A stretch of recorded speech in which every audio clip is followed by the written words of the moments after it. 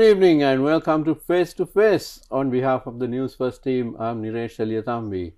Well, just less than 1 week to go, and then we will have a new set of members of parliament, a new parliament indeed.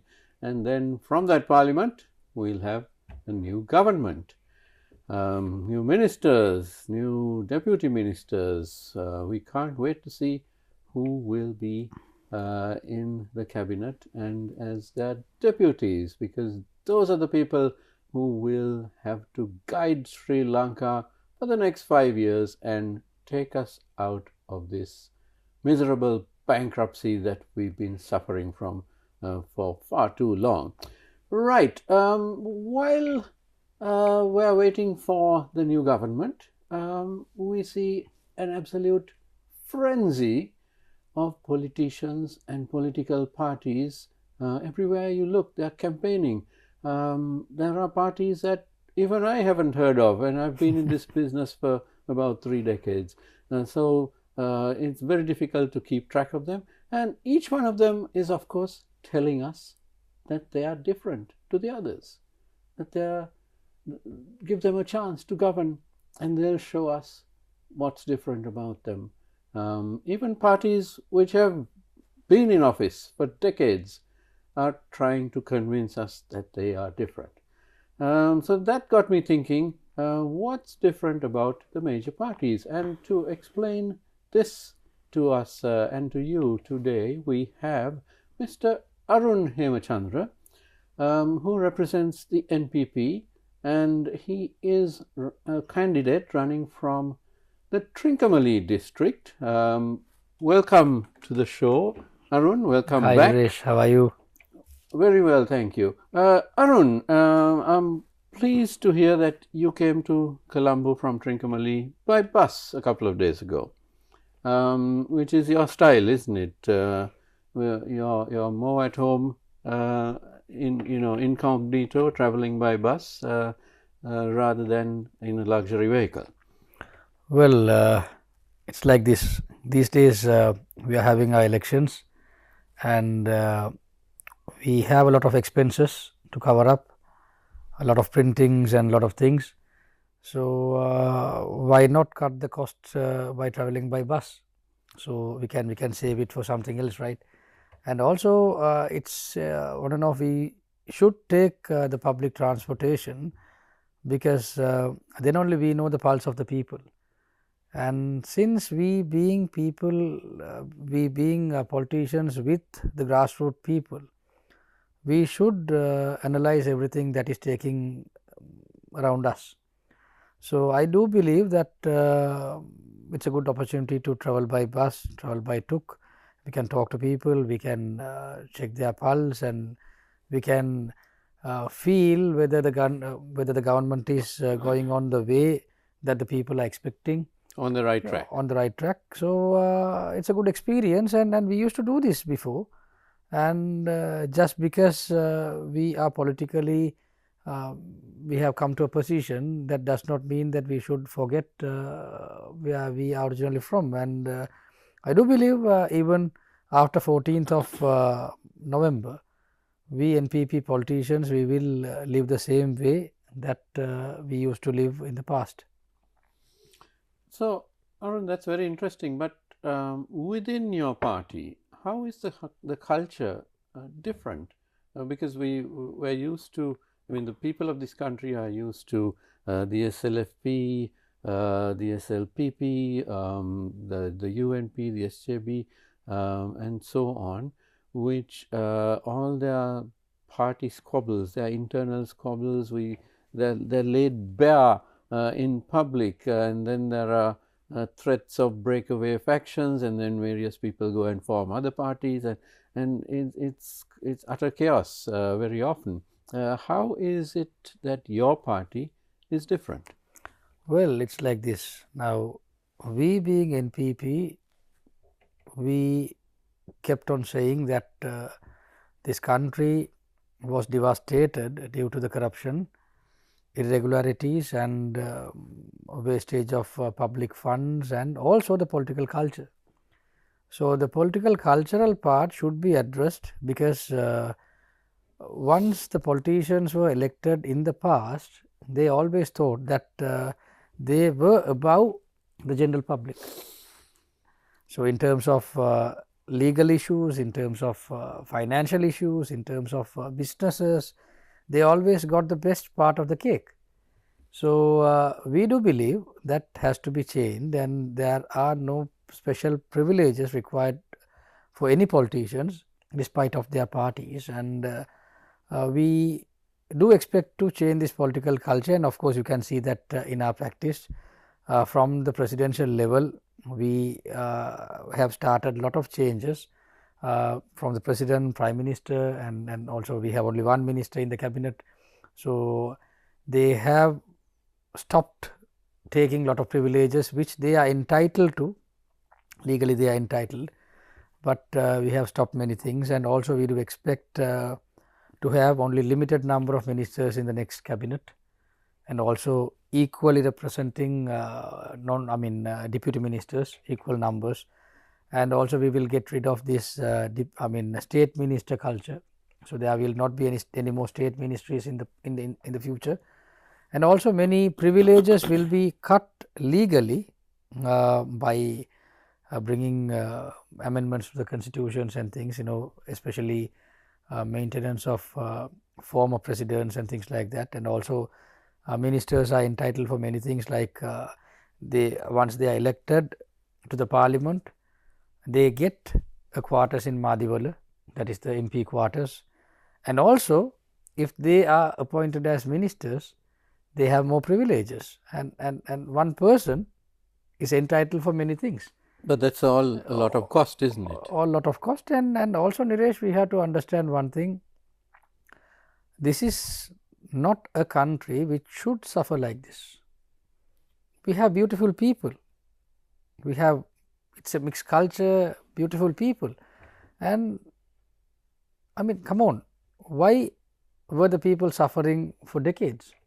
So, that change should come from the political arena, and we do expect to do a lot of changes, like for example, now we are getting rid of vehicle permits, we are getting rid of pensions of the parliamentarians, and there will not be any special vehicle allocations for the ministers, and we will we do expect the parliamentarians and the ministers and the politicians in overall to be accountable to the public, and also as public servants. Now, Arun, let me ask you about some of the practices we have seen ministers and MPs in successive governments practice. These are the unsavory practices which really get people very angry. So, I am going to list out a few of these, and I want you to tell us how your MPs and ministers presumably would behave. Now, we have seen ministers they've got one luxury vehicle, they've got another luxury vehicle. This is when they are driving down the street. They've also got at least 2 defenders. They've also got at least 1 police jeep. Often there is a police squad car leading the way, or at least a police motorcycle. So, this is all just for show. None of this is for security. That's nonsense. If the ministers can't walk among the people, what's the point of them being in office? So, now I've just described a typical convoy of any previous government over the last 30 years. What would your ministers be going down the street in? Okay, it's a good question. Now, when it comes to vehicles, what we believe is a reasonable vehicle is enough, and it should be reasonable. Not super luxury, it should be reasonable. A good quality standard vehicle is enough for for the transportation of the politicians. But a wrong political culture that was introduced in the past by the so-called the top level politicians or the presidents or the prime ministers in the past, they introduced this vehicle permit culture. So, vehicle permit, what happens is, now earlier there was a regulation with the vehicle permit, you cannot transfer the permit within a certain years of period. Like earlier it used to be 5 years and then it used to be, I think, 3 years. So, for that particular period you cannot transfer. But I do remember during 2013 or 14, they introduced such thing called same day transferable permits, which is equivalent to a blank check. Absolutely. Yeah. So, once the parliamentarian or a provincial councillor or a politician gets that permit, he can immediately sell that and make money out of it. And come on, I think that was the idea of it. Idea of it, right? So, just to gain support for their political campaign, or maybe to win number of seats in the parliament or to secure their power, they were issuing so many things which were unacceptable. So, we should get rid of that culture. So, especially for the politicians, for the public servants it is arguable, we can discuss about that in a later situation, but when it comes to politicians, we believe that it should be revoked. And also when it comes to security, now it is like this, most of the politicians, they prefer security just to show off, and also they were making use of these security individuals. Many of them were not only providing security, but also they were helping their families and things like that, and we cannot deny. And many top level security officers were accused for a lot of allegations. So, once the national security and the public security is established, and when that is safe, politicians do not need any extra protection. And also most of the politicians in the past were not only doing politics, not only making laws or maybe things like that, but also they were into many illegal activities. And as you can see, once the government changed following last September 21st, you can see many people getting into trouble. Many were holding illegal vehicles, illegal weapons and things like that. So, so they need protection. They need protections because they were into a lot of illegal activities, and they wanted to safeguard themselves from their enemies, which is not created by the public, which is actually created by their whatever the activity. So, we do firmly believe none of the NPP politicians, none of the NPP parliamentarians or the ministers will be involved in any of these illegal activities. So, definitely they will not need any extra protections for themselves. Of course, President and Prime Minister will need some kind of a protection because of course as head of the state and the government, yes, right. But that is reasonable because as you can see, at present former presidents do have more security than the current president, right. So, do they have something more to be afraid of? They are reluctant to give up that protection because they are afraid, but we do believe we are very clear cut in our decisions and in the way that we do politics. We are more transparent.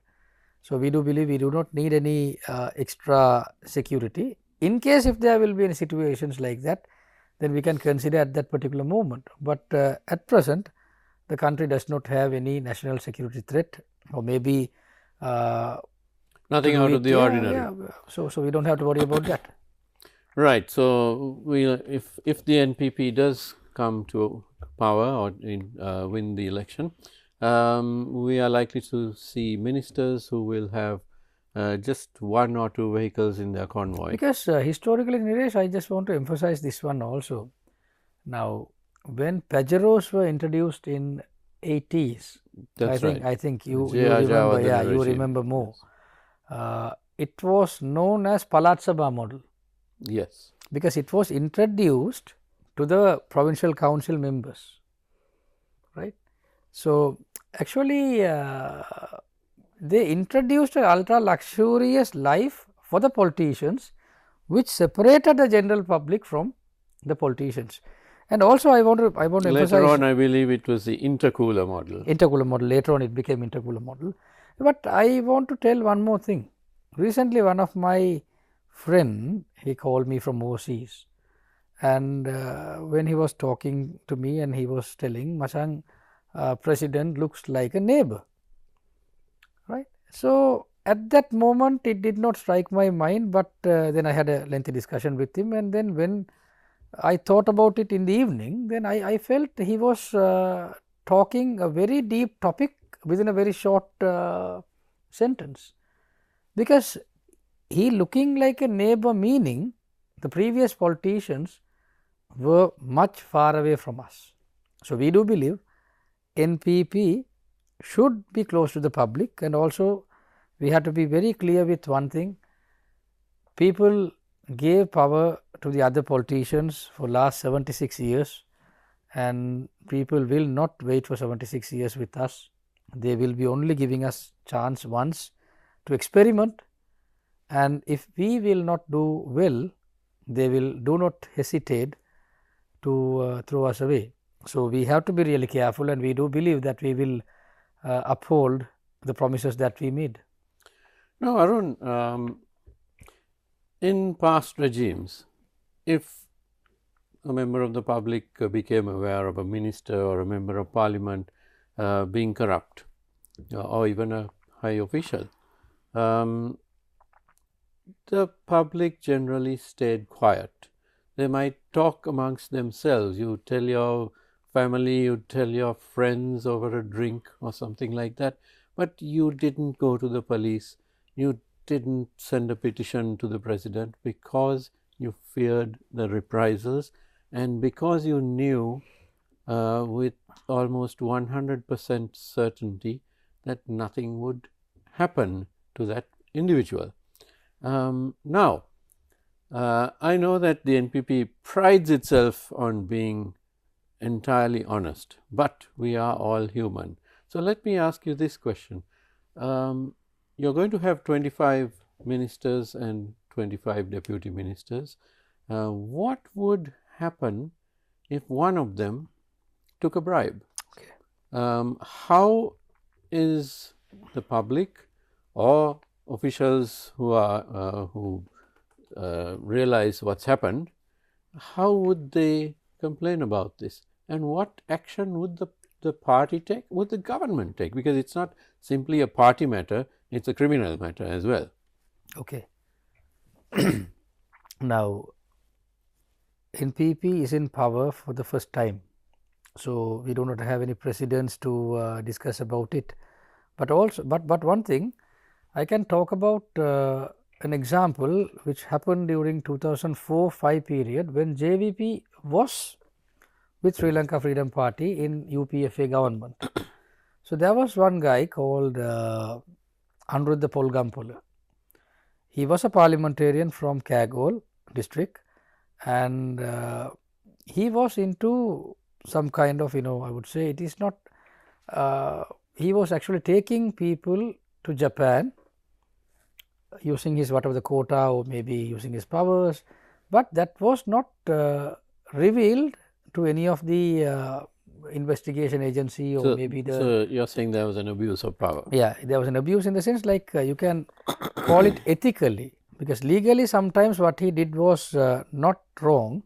Maybe the other guy also had a visa and he also had a visa. So, maybe legally maybe there may be no any errors or no any problems, but ethically we do believe we do not represent that particular culture. So, just to interject, yeah. Since the gentleman is not with us today, you would be responsible for whatever you say. I'm responsible. So, at that moment the party got to know about this, because he was one of the little less than 40 MPs that we had. I think we had around 39 MPs at that time, and he was representing Kagol district from the district list. So the party got to know about this, and they received him in the airport while he was returning from Japan, and immediately he was asked to resign, and he was sent home. And what happened was, we were about to lose a seat because the next person on the list was not a JVP member. Apparently, I think the member was from SLFP. So we even went up to the extent to give up our seat because of the mistake that he made. So we have shown as JVP, but of course, as NPP, we are having a solo individual government. So we have to do more, and we ensure that nothing like that will happen in the future. And also, in case if there will be any issues like that, definitely the rule of law will be applied, despite of the position or anything like that. We are committed to exercise the law against him. Very good to hear. Now, Arun, here's another question for you. It had become the standard and also, practice. Naresh, also one more thing that I would like to tell here, since you asked about the NPP's appointments, or the in case what will happen in the future if there will be any corruption allegations will be brought up. Now, once we took over the government on 23rd, 21st was the election day, 22nd results, and 23rd we started to make some appointments like secretaries and governors and chairmans and things like that. So even after we appointing certain individuals, there were some allegations against a couple of people, and we went up to the extent to remove them, and no medias knew about it. And I mean, maybe what we got to know, maybe like legally there may not be any allegations against that, but we do not only look at legal issues, but we do also look at ethical issues. So what level of people are you talking about? Are they ministry secretaries? No, or? I mean, certain people were asked to leave; they were sent, and certain chairman, like when it comes to like even after appointment, we asked them to leave. So things like that took place, but I mean, we have to protect the people's mandate, and we cannot wait for everything to be informed by the media or by any complaints or anything like that. When we get to know, if we feel that it is wrong, and we should go up to the extent to even remove them. That is why people appointed us. So we do not expect any complaint from the public, because if we act correctly, if we act properly, we can prevent so many problems. But if there are complaints from the public, definitely they will be entertained, and those who complain will be protected. Yeah. Right. Simply. Good to hear. Not victimized. Good. Now, Arun, it has been standard practice in past regimes for area MPs to politically influence the appointment of that area's OIC, the police OIC, so that then there is a strangely wicked relationship between the MP and the OIC, and they actually become partners in crime. I think the last IGP publicly went on record saying 90% of OICs in this country are politically appointed. Now, and that is for this reason. And of course, when the MP travels in public on official functions, usually the OIC goes with him, along with 3 or 4 police vehicles, which add to the vehicles of the minister and or the MP. So it looks like one big gang. So who is a member of the public to complain? So this practice, I hope, is going out the window, and we won't be seeing NPP MPs traveling around with the OICs of the area. No, it's like this. Now, we have already started to depoliticalize military and police department. So, it has already started. So, I think the general public have already started to feel the difference compared to the previous governments. The only occasions that we call head of a police department or maybe a police station or something like that is when a necessity arises, if there is something like a public unrest or maybe some criminal activities that took place, like recently also I called a couple of chief officers of police departments in Trincomalee, because somebody sent me a video of a crime taking place. So, there was like a gang fight kind of a thing. Then at that time I called, and then by that time they also got to know and they have taken necessary actions. So, I do believe that we should stop the relationship between the police department and the politicians at that extent. And we do expect the police officers also to follow the same, and because we are different from the other politicians. So, we do, because there may be a cultural shock in terms of political transformations that took place in the past. So, because the country was used to a different setup for last 76 years. So, we cannot change everything overnight, but then again gradually we do expect for a drastic change in the future. So, we have started from our side, and also the police department also should understand the changes that took place. But one thing, Niresh, I have to tell, I went to organize an event in the sense like once the governor was appointed in Trinco, then Eastern Province Eastern Provincial Governor. So, his office is in Trinco. So, and then I had to go and look into some events and things taking place to receive him on the next day. So, we wanted to, because we got the instructions to make it as simple as possible. So, I went to this went to oversee the organizing part, and I wanted to make it really simple. So, when I went there, there was this police gentleman who was in the guard room.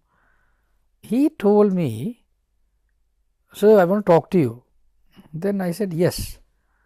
"No, this so and so politician, she came here a while ago, and she was known for many corruption related activities and illegal businesses and land grabbing and things like that.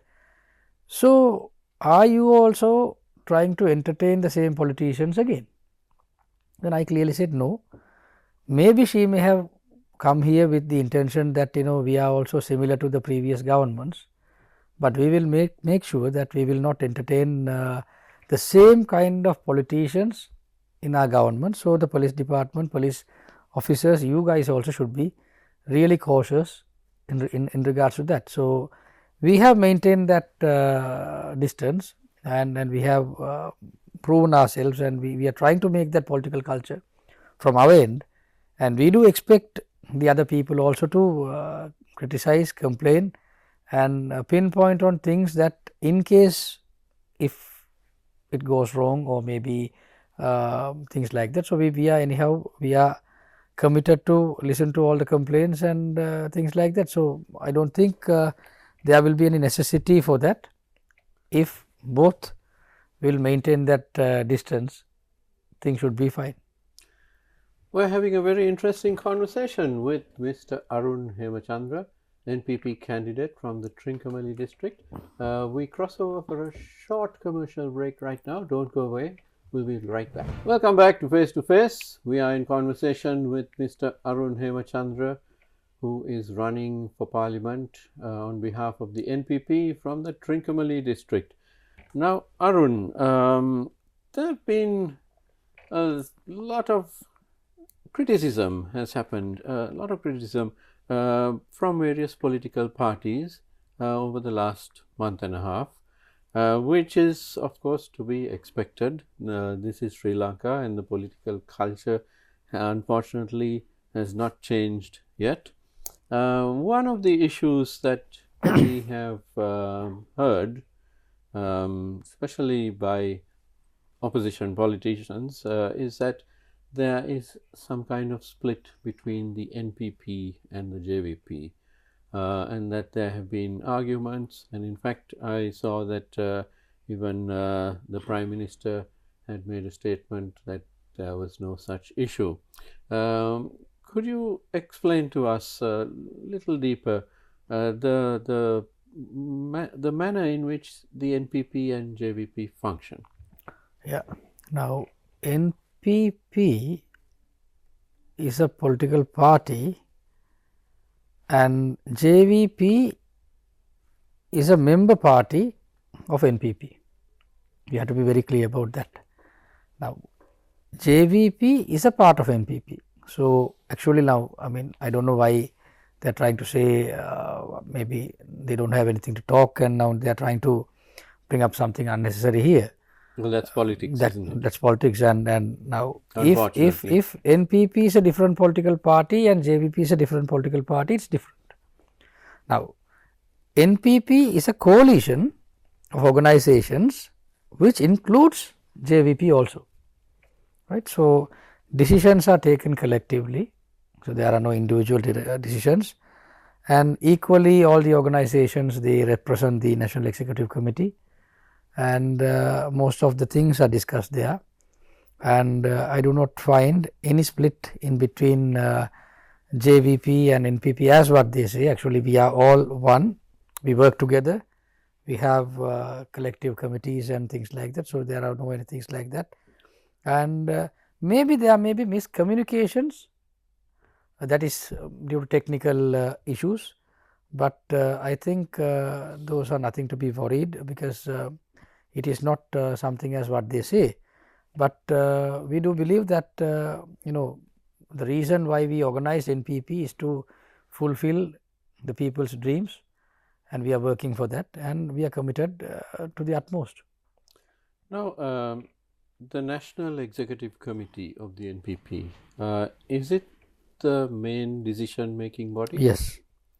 And how do you all take these decisions? No, we do discuss. Okay. We do have. So you have weekly meetings or something like that? Yeah, we have meetings, and we have, if there are any necessity for us to take decisions urgently. So, there is a steering committee which is a part of the National Executive Committee. So, we take collective decisions, and equally all the organizations are represented. So, I do not find any reasons for the for the other political party members to bring up these issues, unless otherwise they have some motive to make some many unnecessary chaos, but there are no such thing. Actually, the president is from JVP, the Prime Minister of this country is from Progressive Women Collective, which is a part of NPP. So, likewise we do hope there will be many non-JVP members in the parliament next time after 14th. So, we do have campaign collectively, we are not behind any preferential votes comparing to the other political parties. We do have a very progressive campaign. Now, if you look at other political parties, they have this individual campaigning tactics, where they degrade the other politicians of their same parties, but we do not have any things as such. Now, for example, if you take Trinco district as a whole, there are 7 candidates. Every candidate is canvassing for the other 6 candidates, and we do give the right to the people to choose.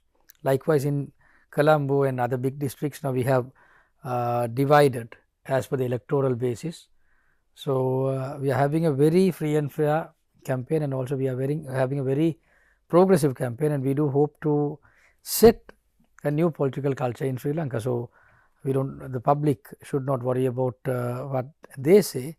Actually, they are used to that kind of a setup. They are used to, now for example, if you take SJB, for instance, they have a different campaign in Colombo, they have a different campaign in Batiklo, they have a different campaign in Trincomalee, and each and every candidates of them are divided, and they are campaigning against maybe an ethnic group, or maybe something like that, a language speaking people, or maybe something like that, but collectively they collect the votes together and they form whatever in collective. So, but we NPP do not tolerate such things. We are not into racism, we are not into splitting votes based on area basis or anything like that. So, we do believe we can introduce a new political culture to the people of Sri Lanka. Interesting. Now, in the past, when a party won an election and a parliamentary election, and then they formed a government, it was very common to see members of that party who had lost the election, who hadn't got elected to parliament, very common to see them being appointed to various strange posts. When I say strange, sometimes you would find altogether new corporations or boards or authorities suddenly appointed to, and that has led to this situation where we have goodness knows how many government institutions in this country, hundreds and hundreds. Nobody actually seems to know exactly how many, but more than 500 certainly, and many of these don't have any purpose apart from having a chairman and a couple of board members who are entitled to official vehicles and a salary and perks. Now, can we have an assurance that with the NPP this won't happen? Those who don't get elected, they're not going to be appointed to all kinds of positions unless they have some expertise in that particular field, of course. Yeah, I think we have started to address this already, because one thing, most of the chairmans have been appointed already, most of the chairmans and boards and things like that. So, there are no any major necessities to change this particular board even once the new minister will be appointed. So, as per the national policy, it has been appointed. If there are vacancies, definitely we can fill after the parliament elections, but we do not have any valid reasons to change the present board after the next parliament elections. So, already without the concern of the minister, based on the national interest, proper boards have been appointed. That is one thing. Second thing, now once we get rid of the state ministry thing, right, now we have cabinet ministry, and in the past we had state ministries. So, once we get rid of the state ministries, I think there are no any necessity to appoint new boards and new things like that. So, already those changes have taken place. So, only thing is after 14th people can experience this, because at present people do not have that situation to experience, because after the presidential elections, the parliament elections were called, and now only 3 people are running the country, from the president, prime minister and a single minister. So, it is a different setup. So, once 25 ministers or less than that will be appointed, and once equivalent deputy ministers will be appointed, the people will have that chance to experience, and we do believe we are not in favor, and we are not going to give any appointments to the defeated politicians, and I mean, we have to be clear on that. So, I mean, when it comes to board chairmen or anything, because as you see, Niresh, we have to be clear on one thing. In the past, ministries were not scientifically divided. Now, higher education minister also had a portfolio of highways, and health minister also had a portfolio of something else which is not related to health.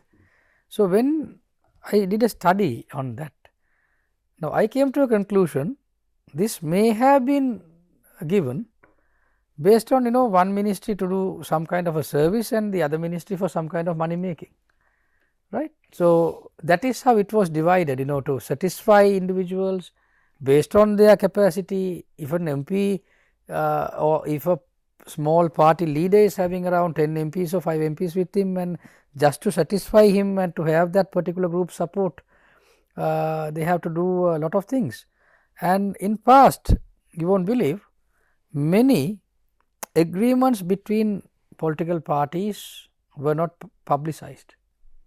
For example, between Rauf Hakim and Sajid Premadasa were not publicized, from Rashad Baduddin and Sajid Premadasa were not publicized. So, that makes a huge question and doubt whether are there any things that should not be shown to the public.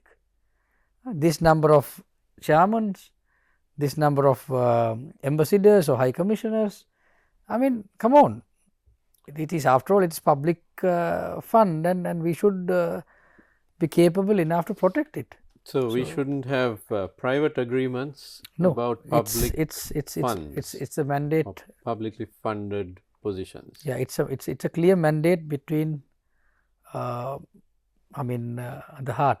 So I don't think any need, for any unethical things. Now, Arun, let's talk about the country's present economic model.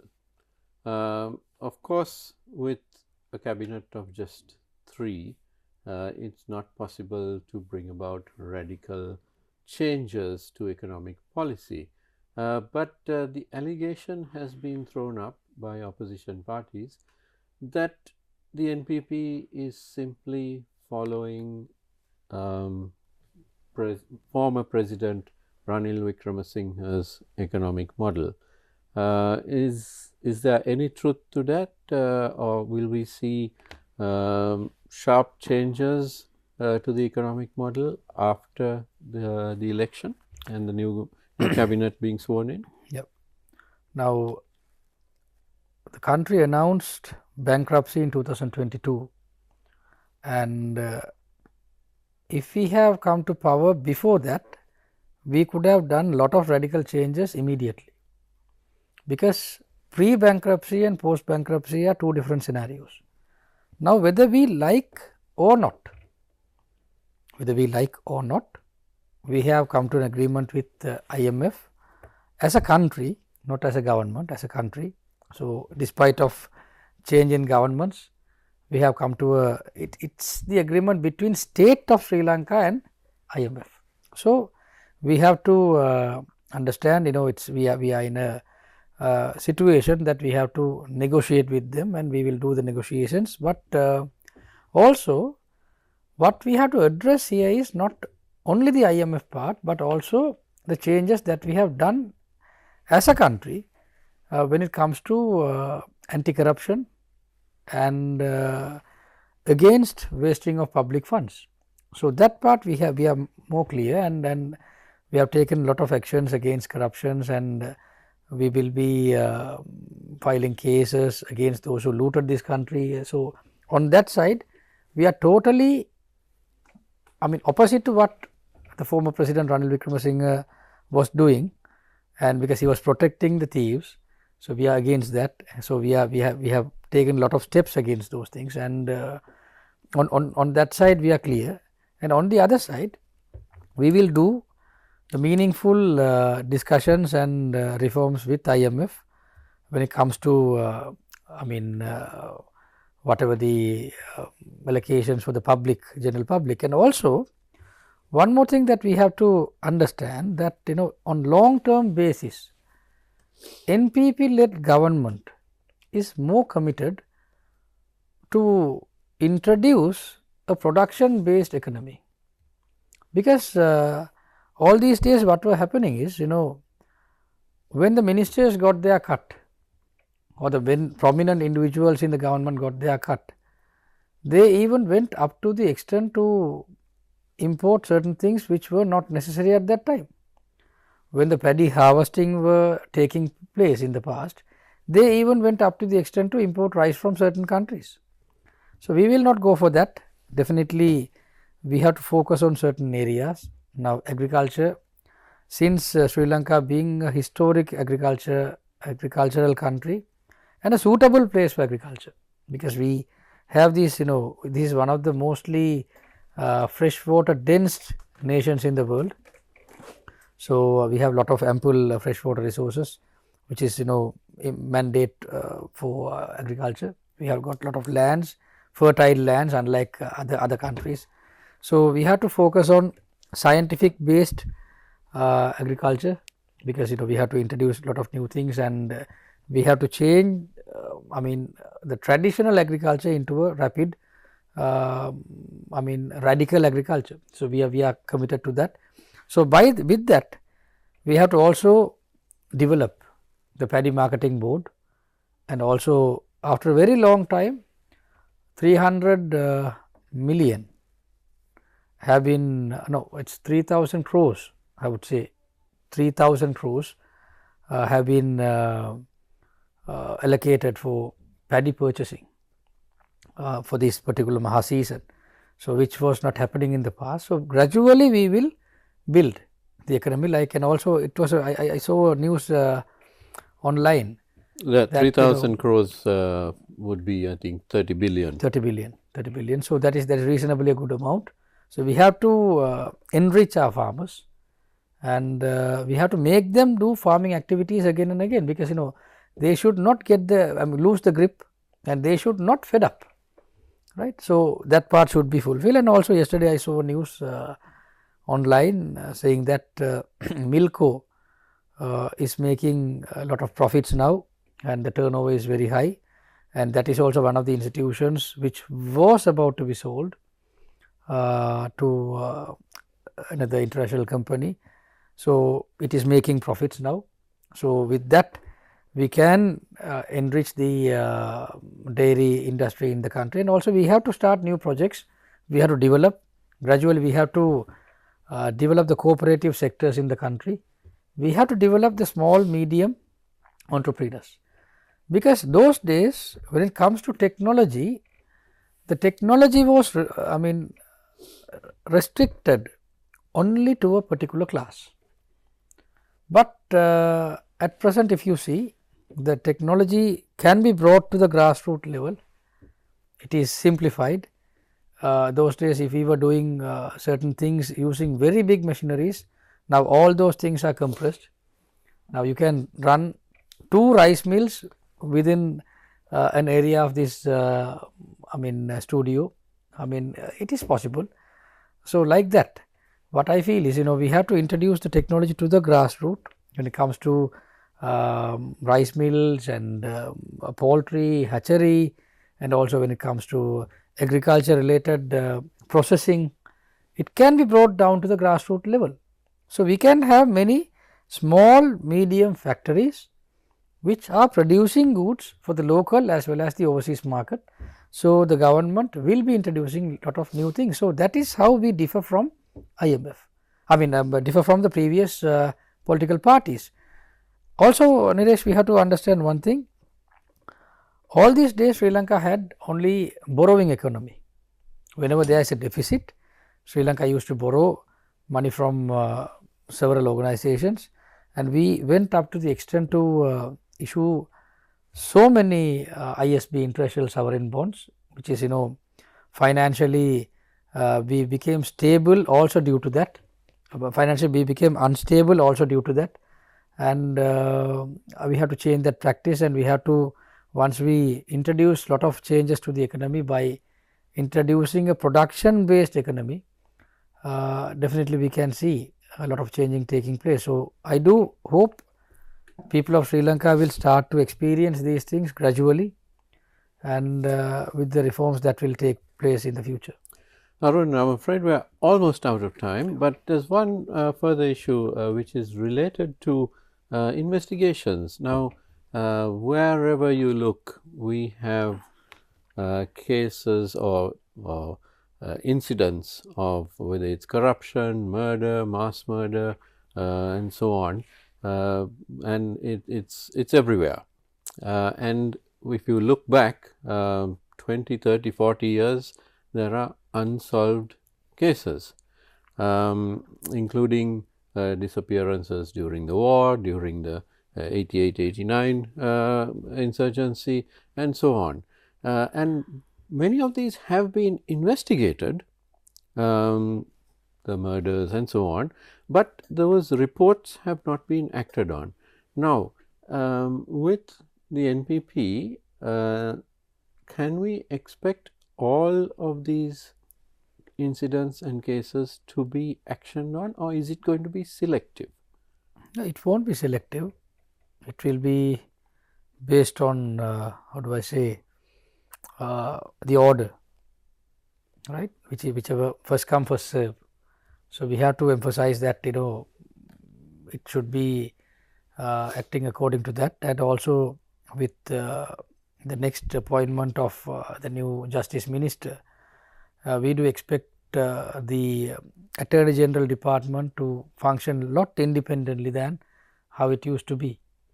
So now, I mean, at present you cannot, the public cannot feel that difference, but only after 14th we will be able to come to a position that everything will be felt by the public, because there will be respective ministers for each and every portfolios. So definitely you can feel that. So there will not be any political pressures against anything. The rule of law will be upheld, and we have to emphasize and we have to make sure that will be upheld. So nothing is beyond No. investigation.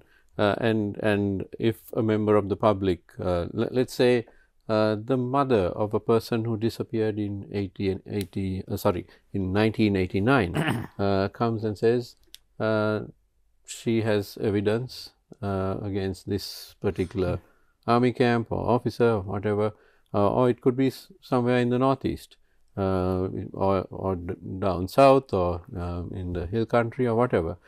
So even something like that would be investigated. No, I mean, clearly we have said that in our manifesto regarding Truth Finding and Reconciliation Commission, which is not the way, which will be practiced not the way that used to be practiced in the past, unlike Mahinda Rajapaksa's commission or even after that. But this will be based on pure aspect, and we do believe there will not be reconciliation without truth.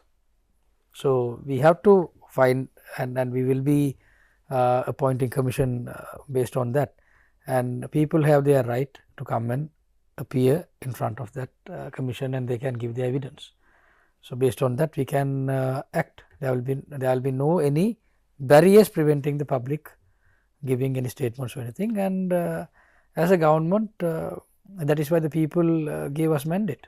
So no fake commissions of inquiry. No. There will be proper commissions which will take action. Also, Niresh, now we have to be clear on one thing.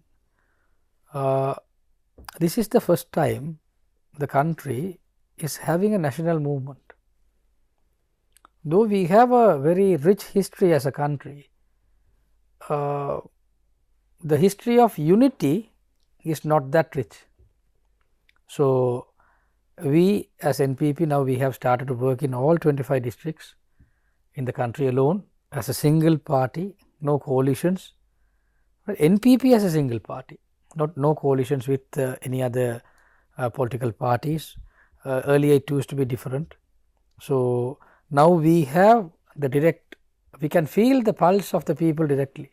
We have the direct contact. So based on that we have to act. So we do believe that change will be felt by public in the near future. And I'm afraid on that note we are out of time. My thanks to Mr. Arun Hemachandra, who is representing the NPP for Parliament in the Trincomalee district. Thank you very much for being with us, Arun, on your short stay in Colombo. Thanks a lot, Niresh, and once again I would like to thank Newsfirst and the face-to-face channel, the program, for giving us this opportunity during this decisive moment. So I do believe people of Sri Lanka will be voting in favor of NPP in the next elections. Thank you very much. And thank you very much to you at home for watching. Don't go away because the news is coming up next. Have a good evening.